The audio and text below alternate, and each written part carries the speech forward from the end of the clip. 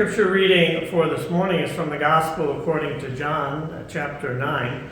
I'm reading from the Message translation of the Bible this morning, so if you're trying to follow along, it's not going to make a lot of sense to you.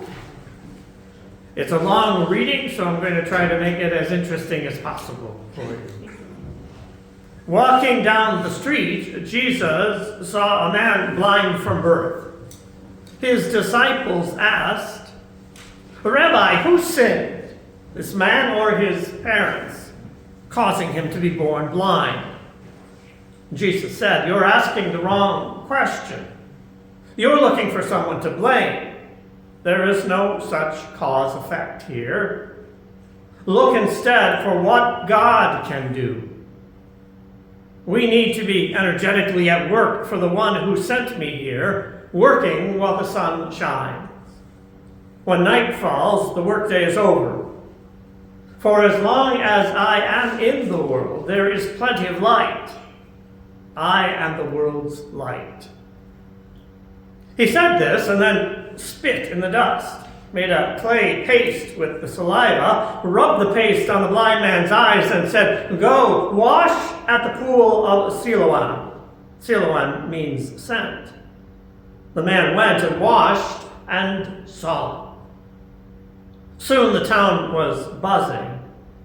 His relatives and those who year after year had seen him as a blind man begging were saying, "Why, isn't this the man we knew, who sat here and begged?" Others said, "It's him all right," but others objected, "It's not the same man at all. It just looks like him." He said, "It's me, the very one." They said, "How did your eyes get opened?" "A man named Jesus made a paste and rubbed it on my eyes and told me, 'Go to Siloam and wash.' And I did what he said. When I washed, I saw." "So where is he?" "I don't know." They marched the man to the Pharisees. This day when Jesus made the paste and healed his blindness was the Sabbath. The Pharisees grilled him again on how he had come to see. He said, "He put a clay paste on my eyes, and I washed, and now I see." Some of the Pharisees said, "Obviously this man can't be from God. He doesn't keep the Sabbath." Others countered, "How can a bad man do miraculous, God-revealing things like this?" There was a split in their ranks. They came back to the blind man. "You're the expert. He opened your eyes. What do you say about him?" He said, "He is a prophet." The Jews didn't believe it, didn't believe the man was blind to begin with. So they called the parents of the man, now bright-eyed with sight. They asked them, "Is this your son? One you say was born blind, so how is it that he now sees?" His parents said, "We know he is our son, and we know he was born blind, but we don't know how he came to see. Haven't a clue about who opened his eyes." "Why don't you ask him? He's a grown man and can speak for himself." His parents were talking like this because they were intimidated by the Jewish leaders, who had already decided that anyone who took a stand that this was the Messiah would be kicked out of the meeting place. That's why his parents said, "Ask him, he's a grown man." They called the man back a second time, the man who had been born blind, and told him, "Give credit to God. We know this man is an impostor." He replied, "I know nothing about that one way or the other, but I know one thing for sure. I was blind, and now I see." They said, "What did he do to you? How did he open your eyes?" "I've told you over and over, and you haven't listened. Why do you want to hear it again? Are you so eager to become his disciples?" With that, they jumped all over him. "You might be a disciple of that man, but we're disciples of Moses. We know for sure that God spoke to Moses, but we have no idea where this man even comes from. The man replied, "This is amazing. You claim to know nothing about him, but the fact is, he opened my eyes. It's well known that God isn't at the beck and call of sinners, but listens carefully to anyone who lives in reverence and does his will. That someone opened the eyes of a man born blind has never been heard of, ever. If this man didn't come from God, he wouldn't be able to do anything." They said, "You're nothing but dirt. How dare you take that tone with us?" And then they threw him out into the street. Jesus heard that they had thrown him out and went and found him. He asked him, "Do you believe in the Son of Man?" The man said, "Point him out to me, sir, so that I can believe in him." Jesus said, "You're looking right at him. Don't you recognize my voice?" "Master, I believe," the man said, and worshipped him. Jesus then said, "I came into the world to bring everything into the clear light of day, making all the distinctions clear, so that those who have never seen will see, and those who have made a great pretense of seeing will be exposed as blind." Some Pharisees overheard him and said, "Does that mean you're calling us blind?" Jesus said, "If you were really blind, you would be blameless. But since you claim to see everything so well, you're accountable for every fault and failure." May God add to our understanding of this reading for today and give us new insights about it. Today's gospel reading from John explores the nature of being spiritually blind. It uses the miracle of the healing of the man born blind to tell us that often those who think they can see do not fully see, and those who cannot see sometimes have a far greater understanding of the world. If we are willing to confess that we don't have all the answers, then this gospel story is good news for us. If you think that you've got life all figured out, then this story probably won't resonate with you. Do you believe in God's love for you, even when you doubt and question that love, and the reasons why bad things happen in your life? As Psalm 23 reminded us, God the shepherd is present to protect and guide us, not simply on journeys of ease, as some seem to enjoy throughout their lives, but in difficult times as well. In the darkest valleys of the soul-crushing tragedies that often invade our lives when we least expect it, or when we do absolutely nothing to deserve those tragedies. The challenge for us is as simple as it is difficult. God is present to protect and guide us, but we need to place our complete trust in God in order for that protection to happen. And that is where most, if not all of us, fall short. Especially when we allow the doubts that God even exists to rush to block the way towards even trying to trust. Even trying to ask God to lead us. Even trusting that God will lead us because we think we know better. Today's story begins with the disciples asking Jesus, "Rabbi, who sinned, this man or his parents, that he was born blind?" And while the question might seem odd to us in the ancient context, we must understand that some believed that the sin of the parents was placed upon the children. If the parents did something sinful, the children would pay. So the question that the disciples asked was not extraordinary. But let us not hear it as the ancients did, but rather with a contemporary understanding. The question we ask today is one that plagues many of us. Why do bad things happen to good people?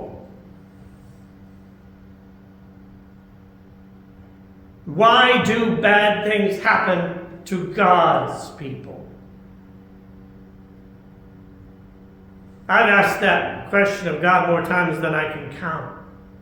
I've asked it about my personal life, when I believe myself to be a good and honest person. And I've asked it time and time again when tragedy has struck others. Those who walk in faith and do their best to lead Christ-centered lives. Why did so-and-so get cancer? What did so-and-so do to deserve the abuse at the hands of someone he loves? Why did so-and-so's life get forever changed in a car accident? Where was God when so-and-so's child ran into the street and got hit by a car? You know the questions and you can personalize them. You've asked them. Even if you can't admit it publicly. Where was God and why didn't God step in? And such questions are as old as time. And if you're looking for an easy answer, there is none. The truth, the tough truth, is that God does not cause tragedies to happen. Nor in most cases will God step in to prevent tragedies from happening.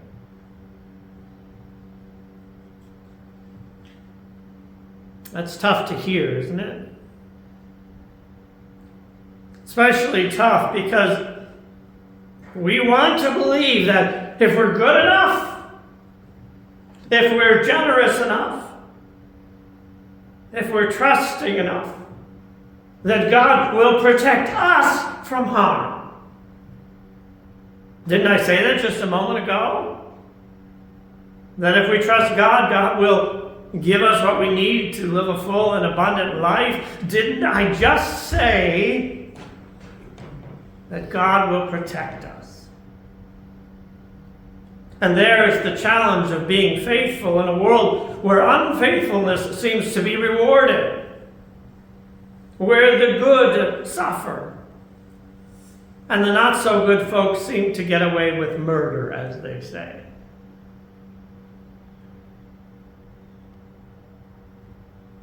I read the sermons of some others this week as I sought inspiration for my words to you this morning.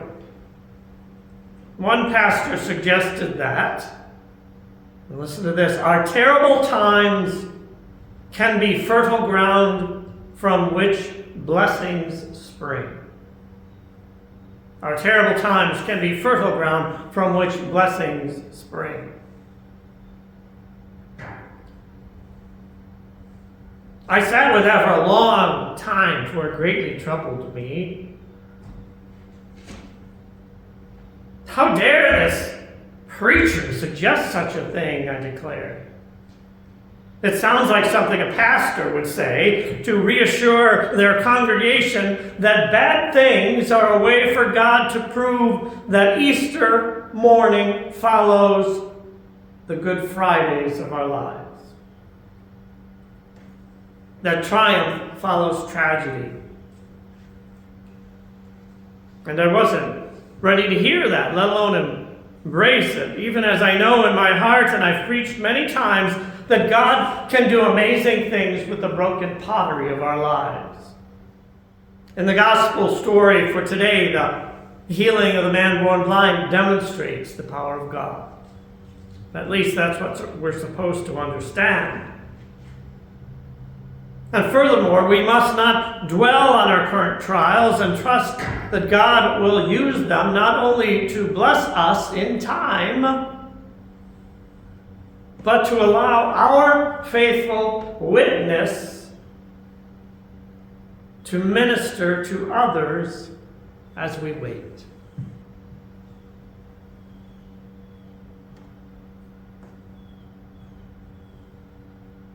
I know that I am in a difficult place in my faith journey because I have a tough time believing my own words. Maybe I am having a faith crisis because I am not allowing God to lead, even as I pray each night until I fall asleep with words on my lips. Even as I ask God to provide me with wisdom and understanding. And I beg God for more joy around me and less sadness. Now, of course, I read my own words and I wonder, how can I give up control so that God can be in control? And then I ask myself, is that what God's shepherding ways are all about? As the words of Psalm 23 flood my heart, even as I realized for the first time this past week, despite probably saying it in the sermon more than a few times, that God has never promised us lives free of pain. But God does promise to walk with us through the valley of the shadow of death. And a further realization, perhaps noticed for the first time by me this week, walking through the valley of the shadow of death and not remaining in the dark places where our lives sometimes lead us. Walking through and finding light on the other side of whatever it is that is consuming our faith at the present moment. So how does that sit with you? It's all troubling to me. Those who counsel others for a living will sometimes remind their clients that anxiety and depression are sometimes the result of wanting to control the things that are out of your control. Does a desire to control our lives, or at least the perception that we are somehow in control, ultimately lead to a dysfunctional relationship with God? Is it a matter of giving to God whatever it is and allowing God to change our perception so that true healing can take place? As you can see, I've asked myself some challenging questions this week as I've considered the gospel reading and the psalm reading. Maybe I'm framing the questions for you as well, for I know that few lives here this morning are filled with sunshine and roses all of the time. Another pastor put it this way: what stands in the way of knowing God's love is not blindness, but self-deception. When you think you are strong, when you think you are righteous, when you think you have sufficient faith and understanding to make it on your own, that's when you're sure to come up short. Only when you're willing to fall on your knees and rely on the mercies of God Will you ever know the peace of God's grace and love?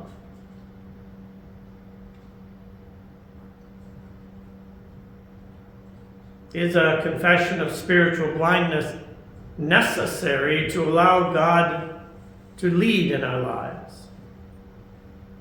For me, for you, does a confession of a lack of faith and a lack of understanding move us to depend on God and God's mercy, so that God can, in turn, open our eyes and show us the way forward? And if so, how do we acknowledge that our lack of faith and understanding are getting in the way of a God-led life? When we think that we see, but realize that we are spiritually blind. Earlier in John, Jesus said, "I am the light of the world. Those who follow me will not walk in darkness, but will have the light of life." So what is the still speaking God saying to you this morning? Amen.